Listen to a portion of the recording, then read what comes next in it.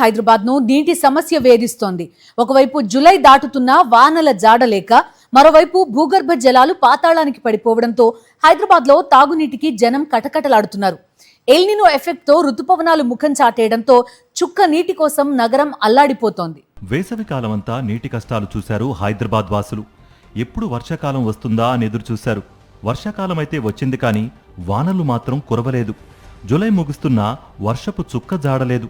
దీంతో నగరవాసి గుక్కెడు నీరు కోసం అల్లాడిపోతున్నాడు. ఎల్నినో ప్రభావంతో రుతుపవనాలు బలహీనపట్టమే ఈ ఘోర పరిస్థితికి ప్రధాన కారణం.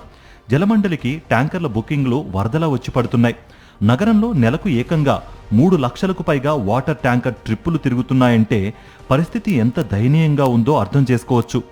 ఐటీ కారిడార్తో పాటు నగర శివారులోని అపార్ట్మెంట్లు, గేటెడ్ కమ్యూనిటీల్లో వందలాది బోర్లు పూర్తిగా ఎండిపోయాయి. గ్రేటర్ హైదరాబాద్కు రోజుకు 650 నుంచి 750 మిలియన్ గ్యాలన్ల నీరు అవసరం. కానీ ప్రస్తుతం ఒక రోజుకు సరఫరా అవుతున్న నీరు కేవలం 575 నుంచి 582 మిలియన్ గ్యాలన్లు మాత్రమే. అంటే సిటీలో రోజుకు దాదాపు 70 నుంచి 150 మిలియన్ గ్యాలన్ల నీటి కొరత ఉందన్నమాట.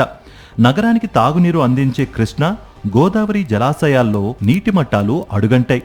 నాగార్జున సాగర్ నీటి మట్టం 513 అడుగులకు పడిపోయింది. డెడ్ స్టోరేజీ కంటే తక్కువ నీటి మట్టం ఇది. ఇటు సింగూరు, మంజీరా ప్రాజెక్టుల్లోకి కొత్తగా వరద రాలేదు.